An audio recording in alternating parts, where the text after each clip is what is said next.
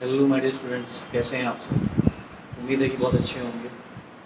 आज हम एकेटीयू का 21-22 का पेपर डिस्कस करने जा रहे हैं। एग्जाम के पॉइंट ऑफ व्यू से बहुत इंपॉर्टेंट होने वाला है। बने रहिएगा मेरे साथ, एकेटीयू का पेपर डिस्कस करते हैं। देखिए, हम 21-22 का एक पेपर सॉल्व करने जा रहे हैं। ठीक है, इसमें हमें क्या करना है कि हम सबसे पहले जो है 2 नंबर के क्वेश्चन ना करके पहले 10 नंबर वाले क्वेश्चन का अटैम्प्ट करेंगे। हम ये कोशिश करेंगे कि कम से कम 5 क्वेश्चन हमारे जो हैं वो 10-10 नंबर वाले सही हो जाए। अगर उसमें कुछ कटपिट भी होता है, कुछ एग्जामिनर के पॉइंट ऑफ व्यू से अगर हमने कुछ गलत भी किया है तो हमारा बहुत ज़्यादा नुकसान ना हो, हम पासिंग मार्क्स तो गेट कर ही दें। और जो अच्छे बच्चे हैं वो सेक्शन बी सेक्शन सी के क्वेश्चन जो भी उन्हें अच्छे लग रहे हैं वो करें, 2 नंबर क्वेश्चन बाद में करें। अगर आपको कोई ऐसा क्वेश्चन लग रहा है 2 नंबर का जो कि आप भूल जाएंगे तो उसे पहले कर लीजिए। ठीक है, तो ये तो आपका आपका मतलब जो है परसेप्शन है कि आप कैसे करेंगे। मेरी समझ से पहले 10 नंबर क्वेश्चन जरूर करें और बिल्कुल सही करें। जो क्वेश्चन आपको आते हैं उन्हीं को पहले अटेम्प्ट करें। ठीक है, अब देखिए यहाँ पर क्या है कि हम लोग 10 नंबर के क्वेश्चन में सेक्शन बी पर चल रहे हैं और सेक्शन बी जो है वो हम करने जा रहे हैं। ठीक है, जैसे कि सेक्शन बी में आप देख सकते हैं कि एक चेंज ऑफ इंडिपेंडेंट वेरिएबल का क्वेश्चन आया था। ये क्वेश्चन है आपका चेंज ऑफ इंडिपेंडेंट वेरिएबल। ठीक, तो अब चेंज ऑफ इंडिपेंडेंट वेरिएबल में क्या करना होता है। देखिए, चेंज ऑफ इंडिपेंडेंट वेरिएबल में क्या होता है कि सबसे पहले तो आपको जो है कुछ स्टैंडर्ड इक्वेशन होती है, जैसे कि ये होती है d2y/dx2 plus p dy/dx plus qy equal to r। ठीक, ये स्टैंडर्ड इक्वेशन होती है। तो आप इससे कंपेयर करेंगे on comparing with the given problem. तो गिवन प्रॉब्लम में आप देखेंगे ये थोड़ा सा ये टफ क्वेश्चन आ गया था। तो होता क्या है कि हमें जो स्टैंडर्ड इक्वेशन है वो इस तरह की होती है d2y/dx2 plus p dy/dx plus qy equal to r। ठीक, अब हम क्या करते हैं कि हम इससे कंपेयर कर लेते हैं। थोड़ा सा मैं लिखूंगा तो लिखूंगा मतलब जो है थोड़ा सा शॉर्टकट टाइप लिखूंगा। आप पेपर में बढ़िया से मेरे लिखेंगे कि ये this is the given equation. ठीक है ना, गिवन में ये इक्वेशन लिख देंगे, फिर ये लिखेंगे कि p, लेकिन अब यहाँ पर क्या है कि ये x दिया हुआ है। ठीक है, तो अब क्या करना पड़ेगा, यहाँ पे तो 1 होना चाहिए इसके साथ। ठीक है, तो एक x से डिवाइड कर दिया। आइए डिवाइड करते हैं। ठीक, तो डिवाइड कर दिया, डिवाइड किया तो यहाँ क्या हो गया, ये हो गया 4x माइनस 1/x। ठीक, ये हो गया आपका dy/dx और प्लस का 4x square y equal to 2x square. ठीक है, इतना हो गया। ठीक, अब देखिए तो यहाँ पर हमें ये बात समझ में आ गई कि on comparing with standard equation हमारे पास p क्या है, p ये हो गया। ठीक, ये p हो गया, ये हमारा q हो गया और ये r हो गया। ठीक, अब चेंज ऑफ इंडिपेंडेंट वेरिएबल कहता क्या है कि चेंज ऑफ इंडिपेंडेंट वेरिएबल ये कहता है कि हम जो है इसको थोड़ा सा बदलें। यानी कि हम यहाँ पर एक सब्स्टिट्यूशन लेट करें q का d जो कि dz/dx का होल स्क्वायर टाइप। यानी कि हम इसको जो जहाँ पे dy/dx लिखा है उसको dy/dz में चेंज करना चाह रहे हैं। तो एक स्टैंडर्ड इक्वेशन है जिसको हमको बदलना पड़ेगा। ठीक है, तो हमें क्या करना होगा, dz/dx का होल स्क्वायर जो है कुछ हम इस तरह का लेट करते हैं कि ये जो q है और जो ये इसका होल स्क्वायर है, इनका जो डिवाइड करने पर जो भी है वो कांस्टेंट है। ठीक, तो देखिए मान लीजिए कि हमने क्या किया, हमने इसको 4x स्क्वायर जो था q, इसी को हमने dz/dx का होल स्क्वायर लेट कर लिया। ठीक, तो ये क्या हो जाएगा डिफरेंट, इसको अगर हम कंपेयर करें तो dz/dx क्या हो जाएगा, ये हो जाएगा 2x। ठीक है, और यहाँ से अगर हम z निकालना चाहें तो z क्या हो जाएगा, ये हो जाएगा 2x² 2, 2 कट जाएगा तो z क्या आ गया, x² आ गया। ठीक है, z x² आ गया। एक बात और, अगर हम d2z/dx2 निकालना चाहें तो इसको हम लिखेंगे कि एक बार और हमने x के लिए डिफरेंशिएट किया तो वो 2 आ गया। ठीक है, ये भी बहुत इंपॉर्टेंट है, इसको भी मैंने डिब्बे में रख लिया। ठीक, अब देखिए हमें क्या चाहिए, हमें इसमें एक और चीज़ भी चाहिए, हमें चाहिए p1। ठीक है, तो p1 का जो फॉर्मूला होता है वो क्या होता है, वो होता है d2z/dx2 plus p dz/dx upon dz/dx का होल स्क्वायर। ये मैंने ऑलरेडी कुछ और भी लेक्चर्स का वीडियो अपलोड कर रखा है तो उसमें चेंज ऑफ इंडिपेंडेंट वेरिएबल को अलग से भी समझाया है, बट कोई नहीं, पेपर में आया तो हम फिर से इसको लगा दे रहे हैं। ठीक, फॉर्मूला लिखते हुए तो यहाँ पे देखिए आप कि P1 जो है, ठीक, इसको अगले स्टेप में लिखेंगे यही लिख देते हैं P1 को। तो d2z अपॉन d2 है क्या अपने पास, ये 2 है, ठीक। P क्या है अपने पास, P ये है 4x माइनस 1 अपॉन एक्स, ठीक। बिल्कुल आपको पेशेंस के साथ क्वेश्चन करना है, थोड़े से लेंथी क्वेश्चन होते हैं, आपको धैर्य रखना है, धैर्य रख करके आपको पहले तो फेथ करना है कि आपको आता है ऐसा, ठीक है। जब आप ये सोच लोगे कि आपको सब आ रहा है तो आपका पेपर भी बढ़िया होगा, ठीक। अब क्या करना है, D Z by D x लिखना है। D Z by D x क्या हो गया, ये 2x हो गया, ठीक। यहाँ हो गया D Z by D x का होल स्क्वायर, ठीक है। तो D Z by D x का होल स्क्वायर अपने पास क्या है, लिख लेते हैं। होल स्क्वायर ये है 4x स्क्वायर, ठीक। तो यहाँ पे P1 कितना आ गया हमारा, P1 आ गया 2 प्लस 8x स्क्वायर और माइनस का 2 और अपॉन में 4x स्क्वायर, ठीक। तो P1 क्या हो गया, P1 हो गया आपका 8x square upon 4x square, ये कट पड़ गया। तो यहाँ से जो P1 है, P1 क्या हो गया आपका 2 हो गया, ठीक है। तो ये तो फॉर्मूला होता है। इसी तरह से कुछ और भी चीज़ें निकालनी पड़ेंगी, जैसे Q निकालना पड़ेगा, Q1 निकालना पड़ेगा, ये होता है फॉर्मूला, ठीक है। तो आपको पता ही है कि Q क्या हम लोगों ने लिया है, Q लिया हम लोगों ने 4x स्क्वायर और D Z by D x का होल स्क्वायर भी यही लिया है। देखिए कई बार ऐसा होता है कि P1 0 आता है, बट यहाँ पर P1 0 नहीं आ रहा है, तो हमको कोई बहुत ज़्यादा कोई इशू नहीं है, ठीक। हम इस इक्वेशन को जो d2y बाई dx2 है, हम डायरेक्ट इसको बदलने जा रहे हैं d2y बाई dz2 के फॉर्म में। इसे ही कहते हैं चेंज ऑफ इंडिपेंडेंट वेरिएबल। भाई वेरिएबल कैसे चेंज होगा, जैसे dy बाई dx है तो उसको क्या लिखते हैं, dy by dz, dz by dx, तो वही सब बदल करके होता है। थोड़ा सा कुछ चीज़ें मैं पहले भी बता चुका हूँ, इसलिए डायरेक्ट कर रहा हूँ। तो यहाँ पे अब Q1 जो है, काटने की जरूरत नहीं पेपर में, आप डायरेक्ट लिखेंगे Q1 1 आ गया, ठीक है। उसी तरह से R1 जो होगा, R1 आपका आ गया R upon dz by dx का होल स्क्वायर, ठीक। ये आपका जो R1 है, R1 आपका आ गया 1/2, ठीक। R1 आ गया आपका 1/2। अब देखिए होता क्या है कि जो स्टैंडर्ड इक्वेशन होती है, स्टैंडर्ड इक्वेशन क्या होती है, स्टैंडर्ड इक्वेशन होती है d2y by dz2 plus P1, ठीक है, P1 dz by dx plus Q1 y, ठीक है, इक्वल टू R1। तो हम लोग यही लिखेंगे, इसको सॉल्व करना पड़ेगा हमें। d2y by dz2 plus P1 dy by dz plus Q1y equal to R1। So many times कि P1 जो होता है वो 0 आ जाता है, बट यहाँ नहीं हो रहा है, कोई बात नहीं, ठीक है। हर प्रॉब्लम एक जैसा नहीं होता, ठीक। और एक बात आपको मैं और बताना चाहूँगा कि जो मैथमेटिक्स है वो ये कहती है कि every problem has its own solution, यानी कि हर एक प्रॉब्लम का सॉल्यूशन उसी में छिपा हुआ है, ठीक है। तो इस बात को आपको ध्यान रखना है कि हर एक प्रॉब्लम का सॉल्यूशन उसी में छिपा हुआ है। अगर आप इस बात को समझ गए तो क्वेश्चन लगाने में कोई दिक्कत नहीं है, ठीक है। अच्छा तो देखिए ये हो गया, P1 क्या है आपका, P1 2 है, ये हो गया, ठीक। Q1 क्या है आपका, Q1 है आपका 1, ये हो गया, ये आपका A आ गया, ठीक। अब देखिए आपको क्या करना है कि इसकी जो है इसका CF और PI निकालना है। CF PI निकालना बहुत ही आसान होता है, आप जानते हैं, कई बार कर चुके हैं, ठीक। तो CF कैसे निकलता है, CF के लिए आपने इसको लिख दिया d2y plus 2dy plus y equal to 0। इसकी हम फॉर CF कर रहे हैं, ठीक। अभी चाहें तो हम 1/2 भी लिख सकते हैं, बट जैसे ही ऑक्सिलरी इक्वेशन लिखेंगे तो ऑक्सिलरी क्या हो जाएगी हमारी, हो जाएगी m² प्लस 2m प्लस 1 बराबर 0। तो ये m प्लस 1 का होल स्क्वायर हो जाएगा 0, यानी कि m का रूट जो है वो -1 और -1 आ जाएगा। जो CF होगा, CF क्योंकि ये z का फंक्शन चल रहा है, not the function of x, तो हम इसको लिख सकते हैं C1 प्लस C2z e की पावर माइनस z, ठीक है।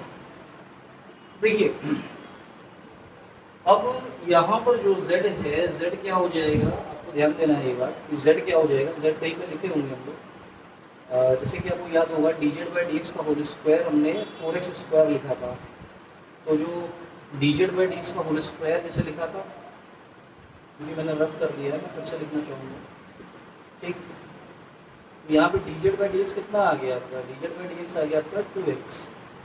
ठीक, तो यहाँ से z क्या आ गया था, इंटीग्रेट करेंगे, इंटीग्रेशन में हम c नहीं लगाएंगे, क्योंकि हमारे पास जो भी इक्वेशन होती है तो जो आर्बिट्रेरी कांस्टेंट आते हैं c1 c2 दो हैं। ठीक है, तो जो आर्बिट्रेरी कांस्टेंट होते हैं वही बताते हैं कि इक्वेशन हमारी कितने ऑर्डर की, तो अगर c जोड़ देंगे तो कंफ्यूजन क्रिएट होगा।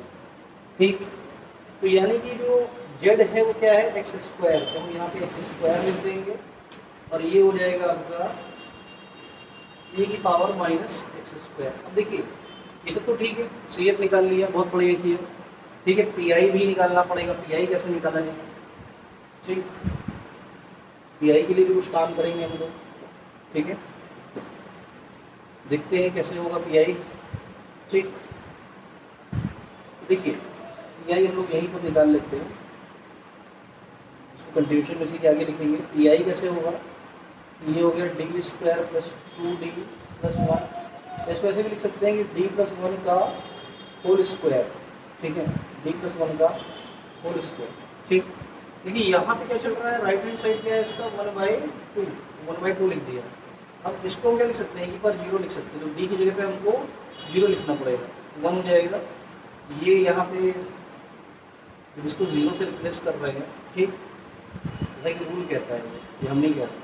ठीक, अगर e की पावर az है तो आप d को e की पावर से जो भी साथ में है, जैसे आप लिख सकते हैं z के साथ 0 या x के साथ 0, जैसे x नहीं लिखेंगे यहाँ पे, तो इसीलिए यहाँ पे 0 से रिप्लेस करेंगे, तो ये क्या हो जाएगा, ये 1/2 हो जाएगा। ठीक, तो जो सॉल्यूशन होगा, सॉल्यूशन क्या होगा, सॉल्यूशन हो जाएगा y = CF प्लस PI। ठीक, तो CF क्या है आपका, CF हो गया आपका C1 plus C2 x square, और ये हो गया आपका e की पावर माइनस एक्स स्क्वायर और प्लस का हाफ। तो यही आपका क्या हो गया, आंसर है।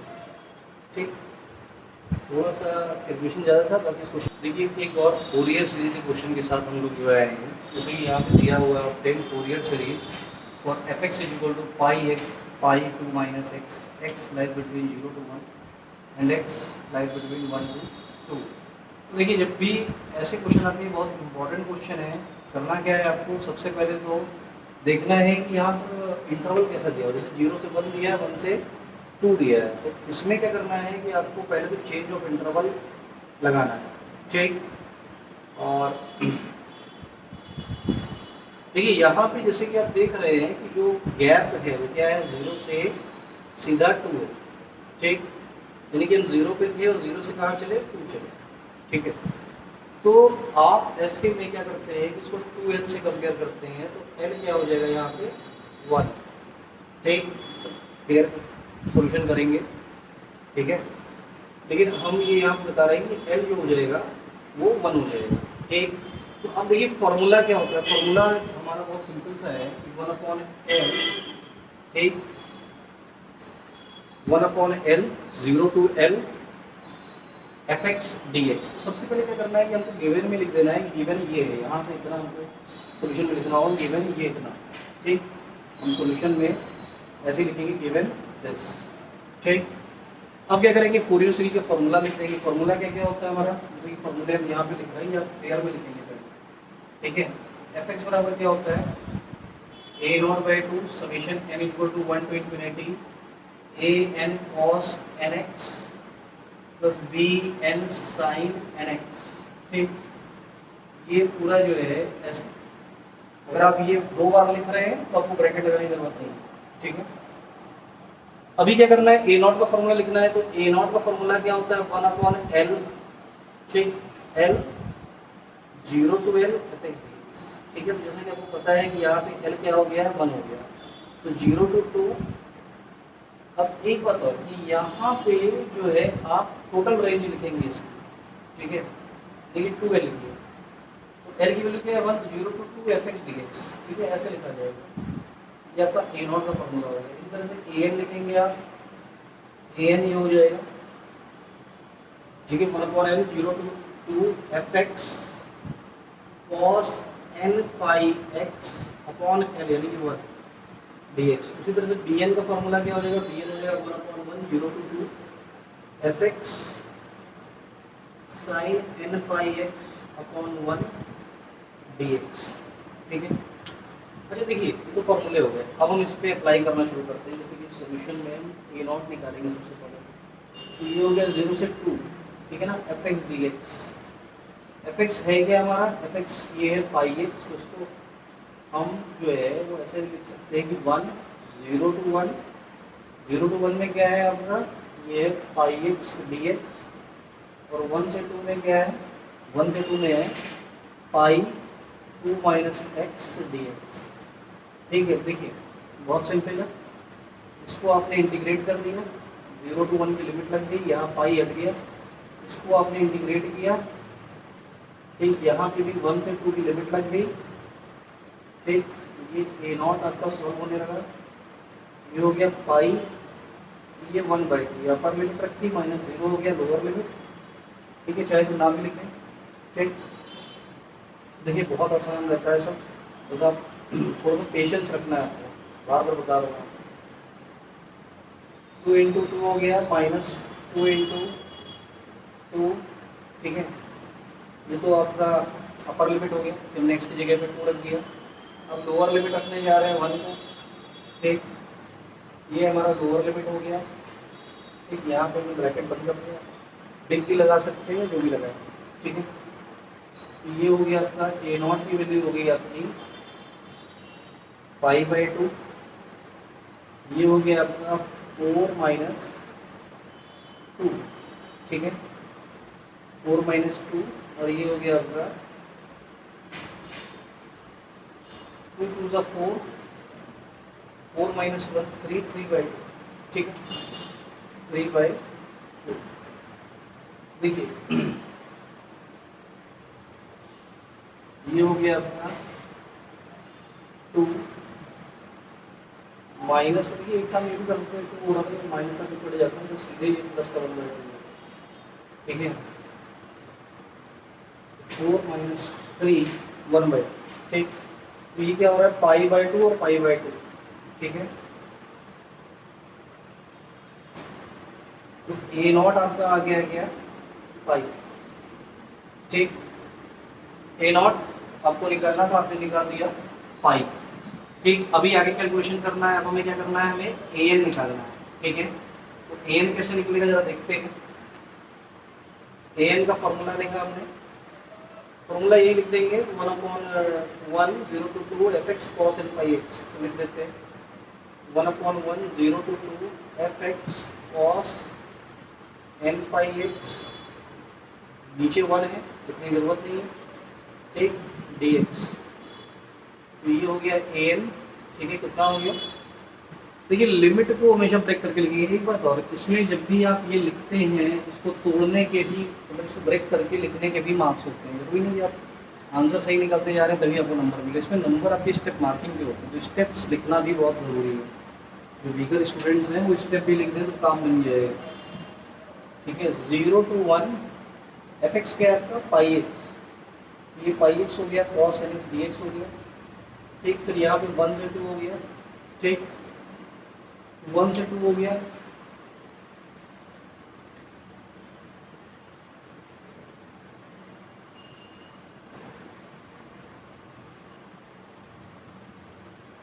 देखिए 1 से 2 में जो फंक्शन है वो क्या है, ये ऐसा है, ये हो गया एक्स, यहाँ पे देखिए एन पाई एक्स होगा, ठीक है, एन पाई एक्स लिख रहे हैं, बदल के देखते चल रहे हैं कि क्या हो रहा है, ठीक, ये बंद कर दिया हमने।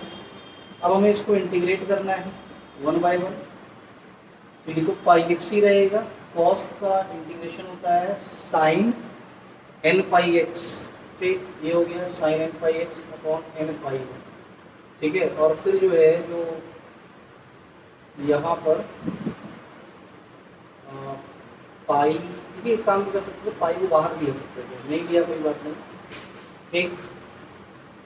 तो अभी हमने क्या किया कि x का डिफरेंशिएशन 1 लिख दिया, और साइन का फिर से लिखा, तो माइनस का cos n pi x upon n पाई लिख दिया, लेकिन एक बार का एन पाई दोबारा था एन स्क्वायर पाई स्क्वायर, ठीक। और यहाँ पे लिमिट लगा दें, लिमिट हो जाएगी 0 to 1, ठीक है। फॉर्मूले को हम लोग हटा देते हैं, कैलकुलेशन ज़्यादा है हमारे पास।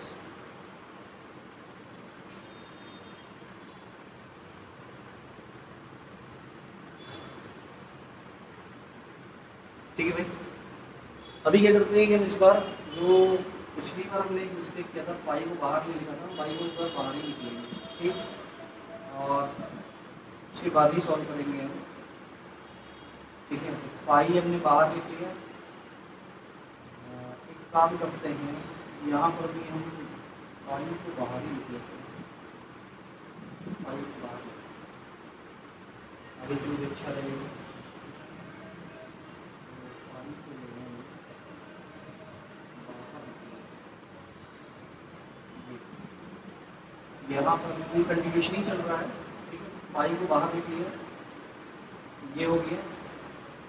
यहाँ पर 2 माइनस एक्स हो गया, कॉस का इंटीग्रेशन क्या होता है, sign n pi x upon n पाई। देखिए 2 का डिफरेंशिएशन क्या हो गया, 2 का डिफरेंशिएशन हो गया 0, बी हो गया माइनस का 1, साइन का हो गया cos n pi x upon n square pi square. ठीक है, और ये हो गया 1 से 2, यहाँ भी ब्रैकेट क्लोज हो गया। ठीक, अब देखिए एक बात आपको ध्यान रखना है कि जब कभी भी आप साइन एन पाई कर रहे हैं तो साइन एन पाई क्या होता है, 0। ठीक, तो साइन एन पाई यहाँ पे जैसे आप 1 रखेंगे साइन एन पाई हो जाएगा, ये 0 रखेंगे तो भी 0, तो ये 0 हो जाएगी, इसको हटा देंगे। उसी तरह से ये करेंगे आप तो साइन 2 एन पाई हो जाएगा। ठीक है, एन पाई का मल्टीपल है, यहाँ पर भी मल्टीपल है, तो ये भी 0 हो जाएगा। तो ये दो जो है ये इंपॉर्टेंट है, इनसे रिजल्ट मिलेगा, बाकी इन दोनों से कोई रिजल्ट आपको नहीं मिलेगा। ठीक, तो देखते हैं क्या मिलेगा रिजल्ट। इसी के हम एक काम करते हैं, पाई यहाँ भी है, पाई यहाँ भी, पाई पूरे से कॉमन ले लिया, तो देखिए ये माइनस माइनस प्लस हो गया, ये हो गया आपका cos n pi upon n square pi square, और ये हो गया माइनस का कॉस 0। ठीक है, कॉस 0 हो गया 1, ये हो गया ये। ठीक, अब ये प्लस माइनस माइनस हो गया। ठीक, ये हो गया आपका कॉस 2 एन पाई, कॉस 2 एन पाई 1 होता है, उसको डायरेक्ट लिख दिया। ठीक,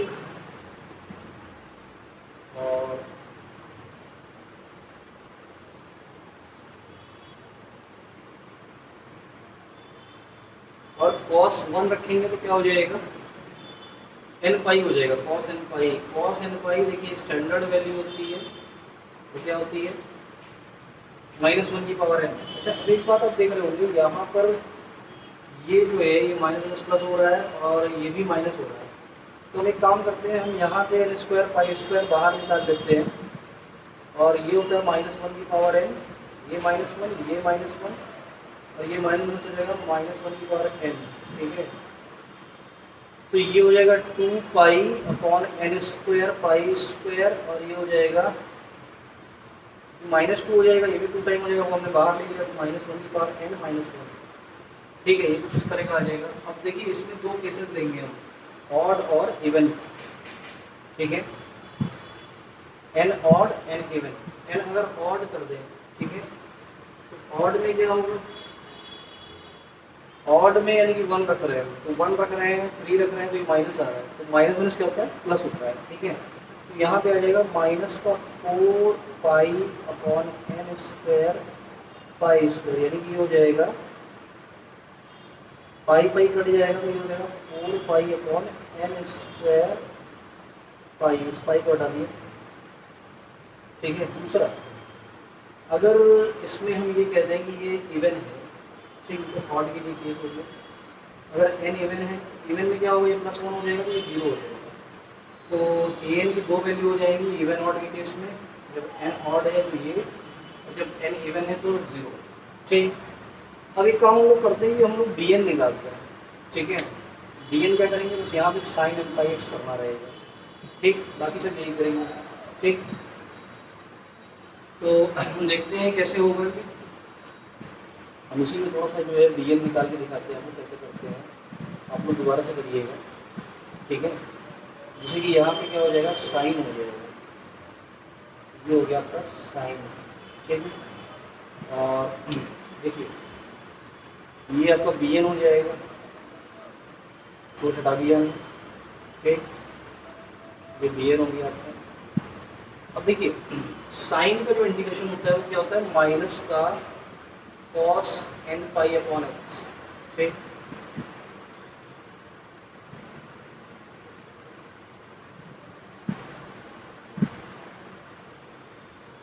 ठीक है। तो यहाँ पे हम लोग लिख लेते हैं जैसे कि बात कर रहे हैं, पेपर में आप ये काम नहीं करेंगे जो मैं कर रहा हूँ, फिर से लिखेंगे पूरा। साइन का हो गया माइनस कॉस और यहाँ पे कॉस का हो गया आपका साइन, ठीक। और देखिए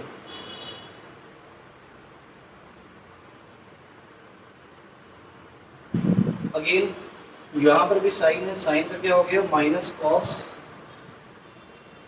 N pi x upon n पाई, और यहाँ पे फिर से किया तो ये माइनस तो ऐसे जिंदा रहा, कॉस का हो गया sine n pi x upon n square pi square. अब देखिए यहाँ पे जब आप ये रखेंगे तो ये जीरो हो जाएगा, ये जीरो हो जाएगा, ये जो रिजल्ट है वो उधर ही से मिलेगा, ठीक। देखते हैं क्या रिजल्ट मिलेगा, ठीक है।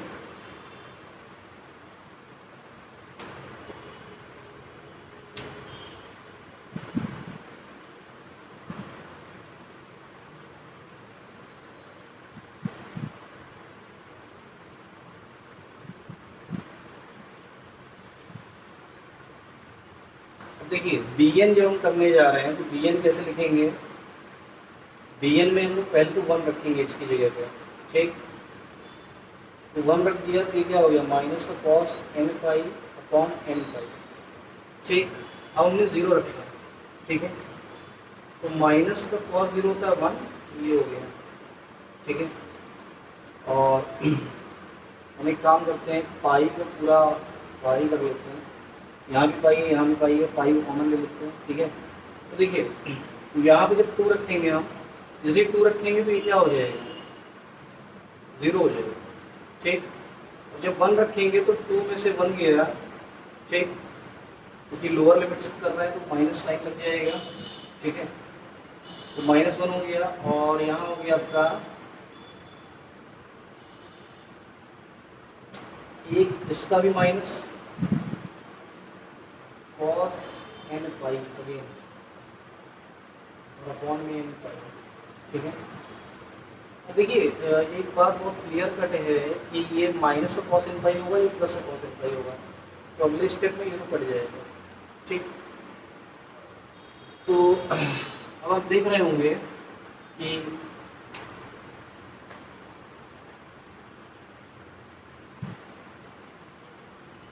एक चीज़ और ध्यान देने की है, यहाँ पे x मल्टीप्लाई में था तो एक 0 भी मल्टीप्लाई में आएगा इसके भी लिए, क्योंकि यहाँ पे जब x की वैल्यू पहली बार 1 रख रहे हैं तो ये आ रहा है, ठीक है। जब x की वैल्यू 0 रख रहे हैं तो ये हो रहा है, तो ये 0 इंटू मल्टीप्लाई में पड़ा हुआ है तो ये क्या हो जाएगा, ये भी 0 हो जाएगा, और ये तो 0 ही है, ये -1 मल्टीप्लाई में पड़ा था, ठीक है।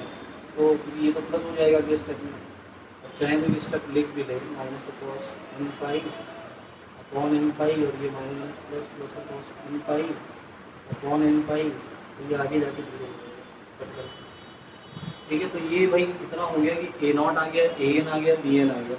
आपको पता है कि fx का फॉर्मूला क्या होता है, a0/2, जो मंसा लिखने जा रहे हैं fx के फॉर्मूले में क्या लिखेंगे a0/2, ठीक है। समीशन लिखेंगे n = 1 to infinity an cos nx लिखेंगे और प्लस bn sin nx लिखेंगे, जैसे कि इनको फॉर्मूला पता है, ठीक है। तो a0 कितना आया है पाई, क्या हो जाएगा पाई/2, ठीक,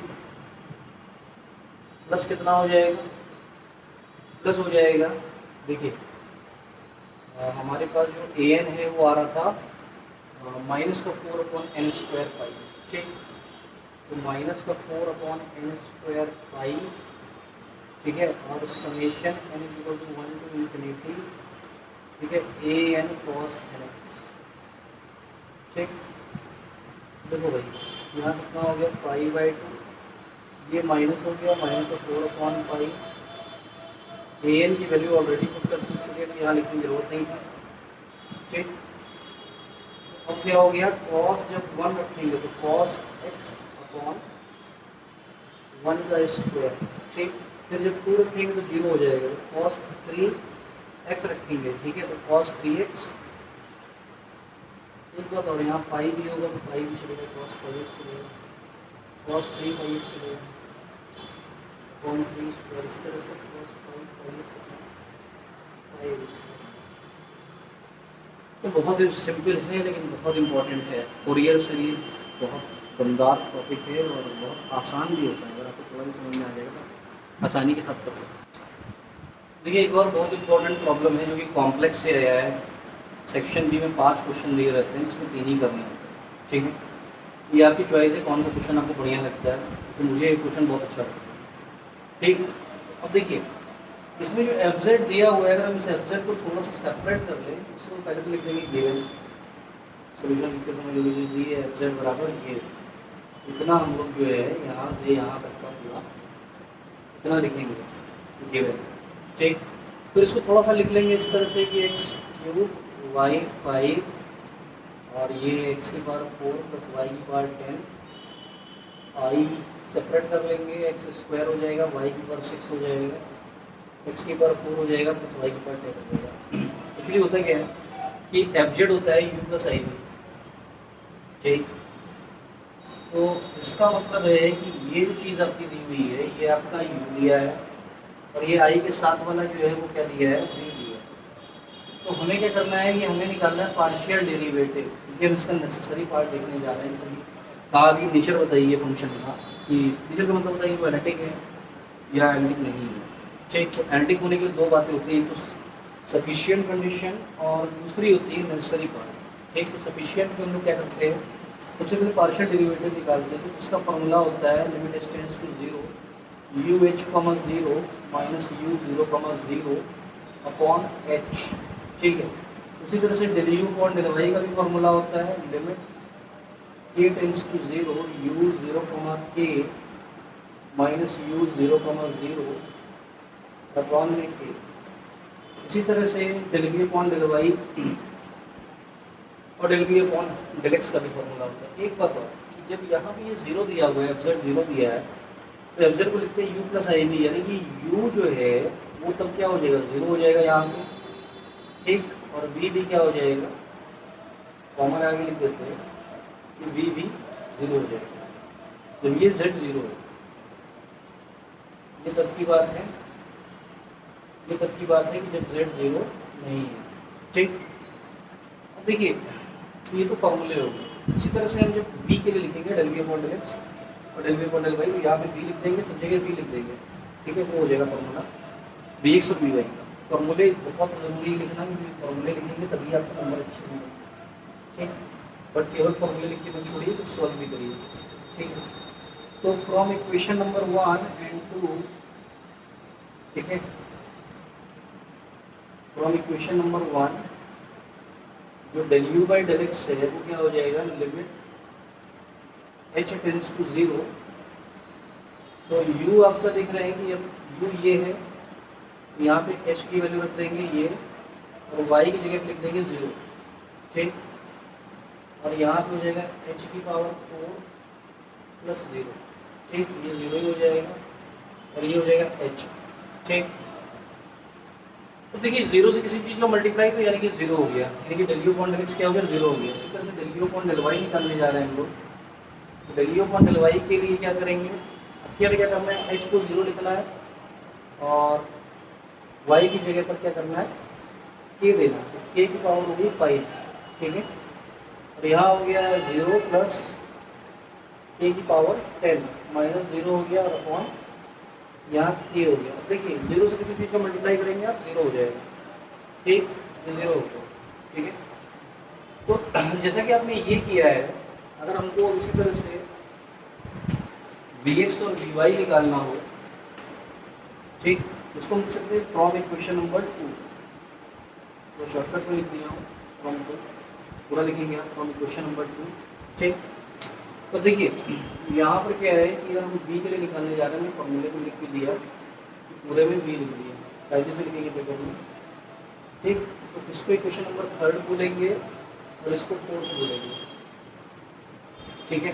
तो from 3rd and 4th similarly तो आप इसको एक्स स्क्वायर वाले में रखेंगे, ठीक, del B upon del X कैसे लिखेंगे, लिमिट। देखिए इसके 3-4 क्वेश्चन एक ही जैसे होते हैं, अगर आपने एक ही ढंग से समझ लिया कर लिया तो आप सारे लगा दे जाएंगे। एक बस थोड़ा बहुत उसको देखना पड़ेगा आपको कि कैसे पुट करना है, क्या करना है, ये सब आपको पता होना चाहिए, ठीक है। तो यहाँ पे एच स्क्वायर हो गया और इंटू 0 हो गया, अपॉन में एच की पावर 4 हो गई, प्लस 0 हो गया, माइनस 0 हो गया और अपॉन में एच हो गया, तो आप देख रहे हैं इंटू 0 हो गया। इसी तरह से जब आपने del B upon del Y किया, ये हो गया लिमिट के टेंड्स टू 0, ये हो गया आपका 0 इंटू के की पावर 6 अपॉन 0 प्लस के की पावर 10 माइनस 0 अपॉन के, ये भी 0 आएगा। आप देख सकते हैं कि जितने भी आपको पार्शियल डेरिवेटिव्स हैं वो सारे के सारे एग्जिस्ट हो रहे हैं और क्या है, कंटिन्यूअस, ठीक, तो क्या है आपके कंटिन्यूअस।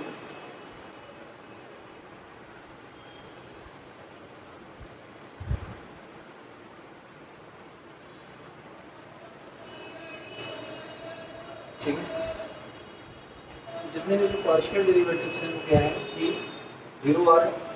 तो यहाँ पे नेसेसरी पार्ट लिखते हैं, कहते हैं कि जो है all partial derivative exist, all partial derivative, इसके बाद लिखेंगे सेकंड पेज पे, all partial derivative exist and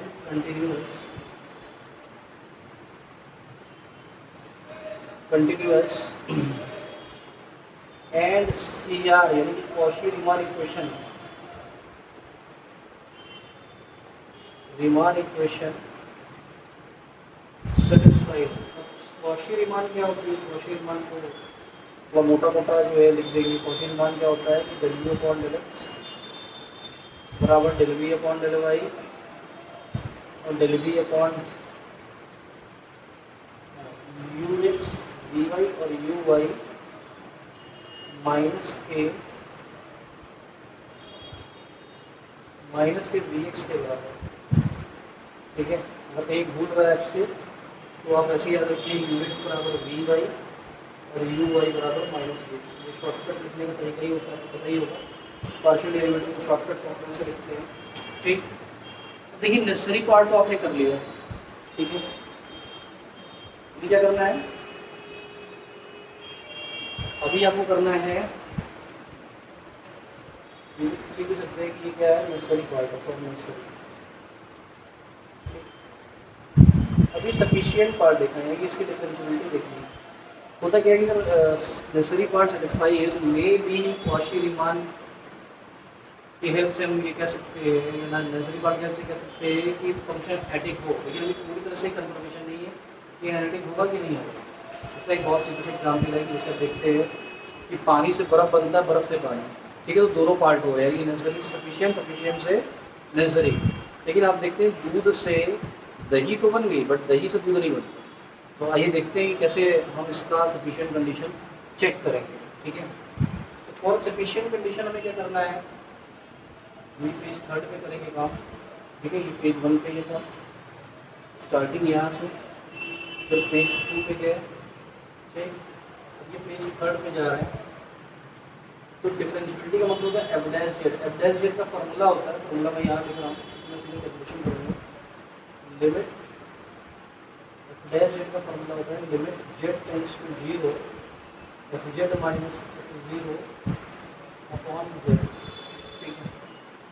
तो देखिए भाई एफ डैश जेड कैसे लिखेंगे आप लोग, limit Z tends to 0 F Z, चाहे तो ये ब्रेक करके लिखिए या डायरेक्ट वाला लिख दीजिए, तो डायरेक्ट वाला लिख देते हैं यहाँ पे, ये ठीक है। और ये माइनस 0 हो गया, यहाँ पे हो गया z होता है तो एक्स प्लस आई वाई लिख सकते हैं।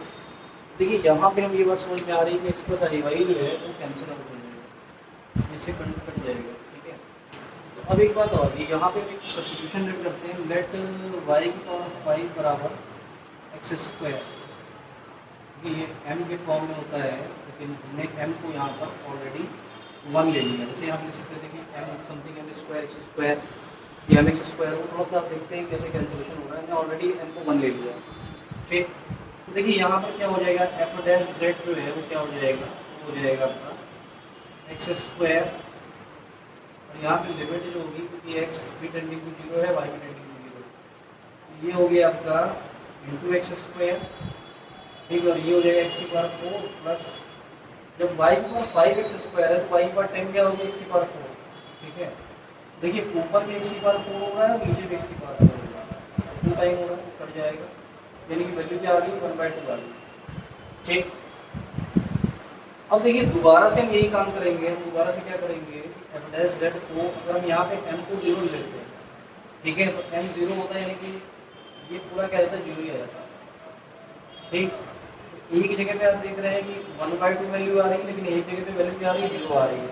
0 कभी भी 1/2 के बराबर नहीं होता, यानी कि जो वैल्यू है वो यूनिक नहीं आ रही है। तो हम यही चीज़ लिखेंगे यहाँ पे कि the value of differentiability is not unique. Not unique का मतलब होता है पाथ डिपेंडेंट। जब वो पाथ डिपेंडेंट हो गया तो क्या हो गया, जो हमारा डिफरेंशिएबिलिटी वो एग्जिस्ट नहीं करेगा। जब डिफरेंशिएबिलिटी एग्जिस्ट नहीं करेगा तो यानी कि सफिशिएंट पार्ट एग्जिस्ट नहीं कर रहा है। जब वो पार्ट एग्जिस्ट नहीं कर रहा है तो यानी कि क्या, फंक्शन एनालिटिक नहीं, ठीक।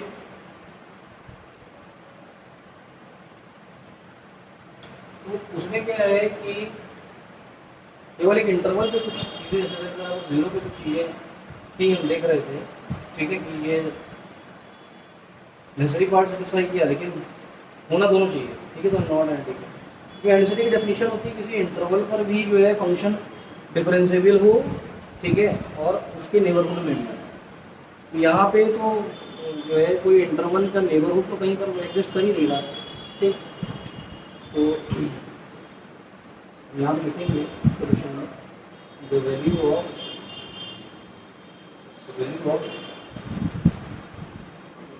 Differentiability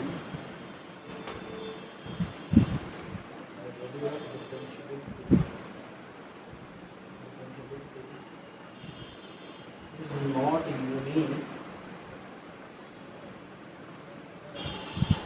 unique, it depends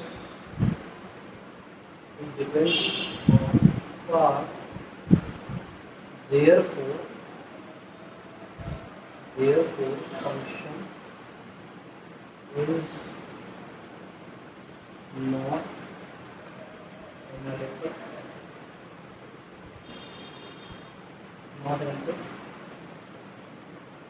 at any point.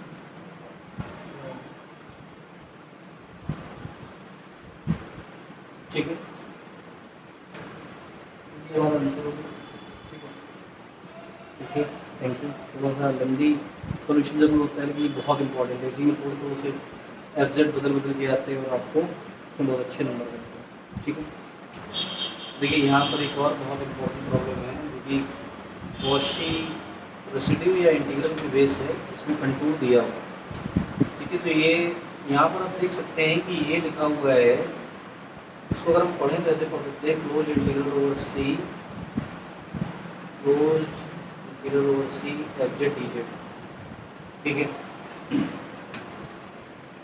और यहाँ पे एक बात और कि यहाँ पे एक z माइनस ए भी दिया हुआ है, यानी कि ये जो है आपका जो फंक्शन गिवन है, ठीक, तो उसमें जो 2 है, 2 पर वो लेंगे, ठीक है। एफ जेड जो होगा वो नॉट एंडिंग होगा व्हेन z इक्वल टू 2, ठीक है।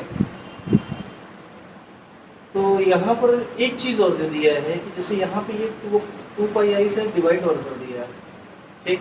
देखते हैं क्या हो सकता है कि जो फॉर्मूला होता है इसका, ये कॉची इंटीग्रल थ्योरम से ये होता है कि F A is equal to 1/2 pi I close integral over C F Z upon Z minus A D Z, ठीक है। तो आप ये भी कह सकते हैं कि यहाँ पर, ठीक है, तो आप ये कह सकते हैं कि एफ जेड डिफाइंड कब नहीं होगा, F Z is not defined, ठीक है, when Z minus 2 equal to 0। तो जब जेड आपका 2 होगा एफ जेड आपका नॉट डिफाइंड होगा, ठीक। जेड आपका 2 होगा तो एफ जेड नॉट डिफाइंड होगा। दूसरी बात कि यहाँ पे कंटूर भी दिया हुआ है, जरा कंटूर चेक करते हैं कि कंटूर क्या दिया हुआ है। कंटूर कुछ इस तरह का दिया है, ठीक। देखिए इसको आप कैसे कर सकते हैं, इसको x प्लस आई वाई लीजिए, ये -1 करिए, ठीक है, ये हो जाएगा आपका x माइनस 1 प्लस आई वाई पूरे का मॉड, इस तरह से। तो ये आपको पता है कि ये जो है रूट करके होगा, स्क्वायर कर देंगे, आई खत्म हो जाएगा और ये 1/2 का स्क्वायर हो जाएगा। यानी कि ये जो है एक सर्किल है जिसका जो सेंटर है वो है 1,0 एंड रेडियस जो है वो क्या है, रेडियस आपकी हाफ है। तो ये बहुत सीधी सी बात है कि अगर आप सर्किल बना दें, ठीक, तो ये 0 हो गया, ये आपका सेंटर हो गया 1,0 यानी 1 पे, इधर ये 2 हो जाएगा, यहाँ पे जो 0.5 होगी इसमें आपका एक सर्किल ये ऐसे बनेगा, इसी जरूरत नहीं, ठीक, ये ऐसे सर्किल आपका बनेगा, ठीक है। अब देखिए दूसरी बात क्या है कि जो यहाँ पे पोल है या सिंगुलरिटी है वो कहाँ पे 2 पर है, तो ये 2 तो बाहर जा रहा है। जब भी 2 बाहर जाता है तो कॉशी थ्योरम कहती है कि जो वैल्यू होगी वो 0 हो जाएगी, यानी कि इसकी जो वैल्यू होगी वो 0 हो जाएगी। तो अगर 1.25 से डिवाइड भी कर दें तो भी क्या होगा, 0 होगा। तो इसलिए क्या हो जाएगा कि हम ये लिख देंगे कि point 2 not lies inside the circle, therefore the value of integral is equal to 0। ठीक है, ये अपना आंसर होगा। ये कितना आसान क्वेश्चन था।